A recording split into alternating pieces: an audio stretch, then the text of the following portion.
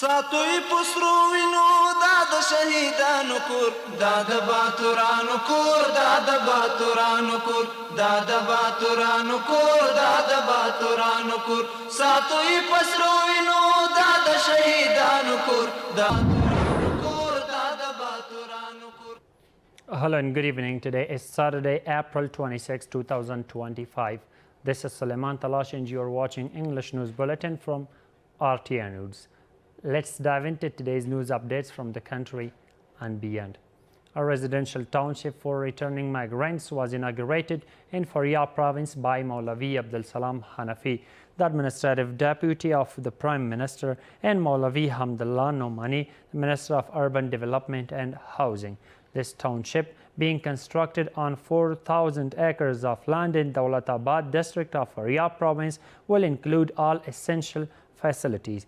At the inauguration ceremony, the administrative deputy of the Prime Minister stated that ensuring security, creating a social welfare, and addressing citizens' problems are the main responsibilities of the Islamic Emirate, and they will spare no effort in fulfilling them.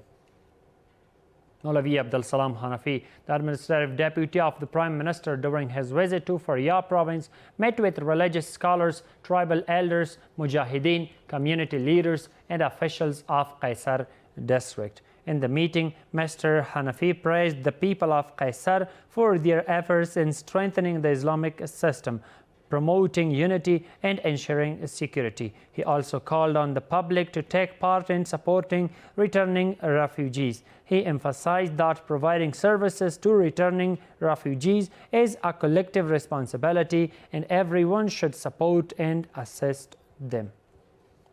The Minister of Information and Culture has announced that over the past year, it has issued licenses to more than 500 tourism companies across the country. The spokesperson for the ministry stated that the purpose of issuing these licenses is to promote the tourism industry and support the growth of the private sector. Here is a full detailed story.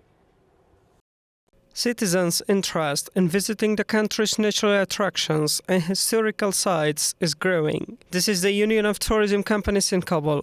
A number of citizens have come here to take advantage of the opportunity to travel to their desired provinces and explore Afghanistan's natural beauty and ancient heritage, something they say that was not easily accessible in the past.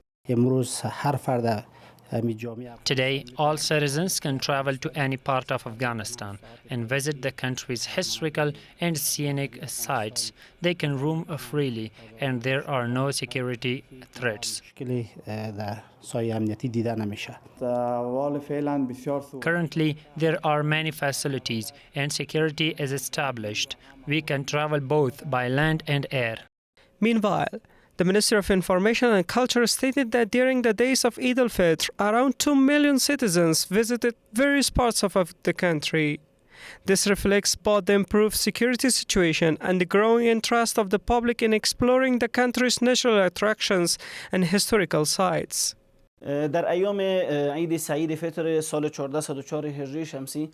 During the Eid al-Fitr days of 1404, about 2 million domestic tourists visited various provinces and recreational, natural, historical and religious sites across Afghanistan. This is a significant number, reflecting high security, happiness and brotherhood among the people of Afghanistan.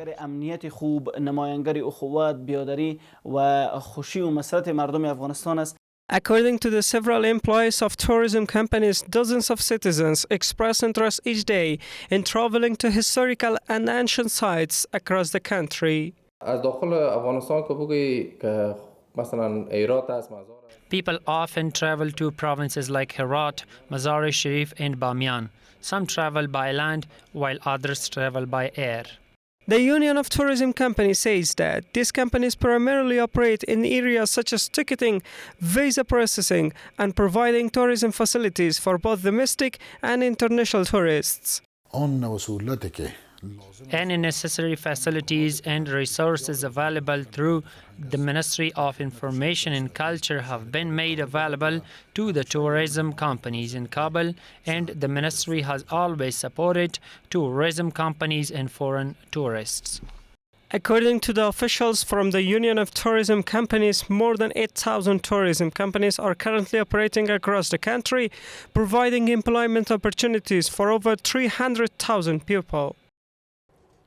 European Union officials have announced that the European Union will provide 250,000 in aid to Afghan refugees who have been deported from Pakistan. Andres Papakonstantinou, head of the European Commission for Central and South Asia, wrote on his X page that the funds will be used for shelter, healthcare services, food and water. Mufti Abdul Mateen Qani, the spokesperson for the Ministry of Interior Affairs, stated that police in Khost province have arrested 5 individuals on charges of illegally cutting down trees.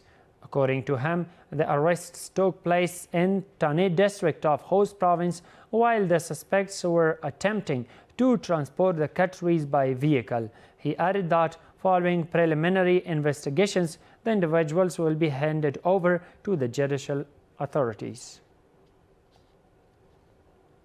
Dr. Abdul Bari Umar, the Chief Executive Officer of the Afghanistan Electricity Company, met with Roza Otanbayeva, the Special Representative of the United Nations Secretary General for Afghanistan in his office, and discussed major development projects related to electricity. Mr. Omar stated that the electricity is a critical human need in the social, economic, educational, health, agricultural and industrial sectors, and the international community must remain committed to its promises in these areas and complete its incomplete projects in this electricity-related sector. And Dr. Abdul Bari Umar, the Chief Executive Officer of the Afghanistan Electricity Company, met with officials of the Doge TVC United Company in his office to discuss investment in power generation and network development in Afghanistan, and assured them that he would provide necessary facilities for the initial administrative work of the related projects. The officials of the Doge Company thanked the Afghanistan Electricity Company for the facilities provided by the Afghanistan Electricity Company for their initial research in power generation in Afghanistan.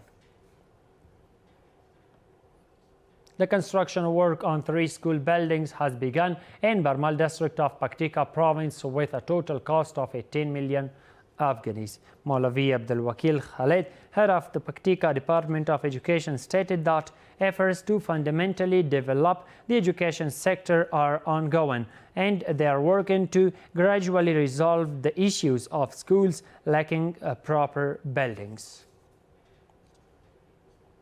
The Laghman Provincial Health Department has received a donation of 82 types of medicines and 16 types of medical equipment from the International Rescue Committee. According to Dr. Samiullah Abed, the head of the Laghman Health Department, the donation valued at $83,000 was provided by the IRC organization and will be distributed to health centers in the provincial capital and all districts. This support is expected to help address some of the medicine shortages in the region. Meanwhile, Laghman Deputy Governor Maulavi Akhtar Muhammad Muzamil expressed appreciation for the handover of the medical supplies and advised doctors to ensure that the available medicines and equipment are used directly for the benefit of patients. And the final one is that a new building costing over 20 million Afghanis has been inaugurated in Nahre Siraj district of Helmand province. Maulavi Muhammad Qasim Riyaz, spokesperson for the Helmand governor, stated that the building will not only serve as the district of governor's office but also include spaces for other civil departments, aiming to improve administrative affairs and provide better services to the public. And that's all for tonight. Thank you so much for watching. Have a good night. ساتوی پسرو وینو دا د شهیدانو کور دا د باتورانو کور دا د باتورانو کور دا د باتورانو کور دا د باتورانو کور ساتوی پسرو وینو دا د شهیدانو کور دا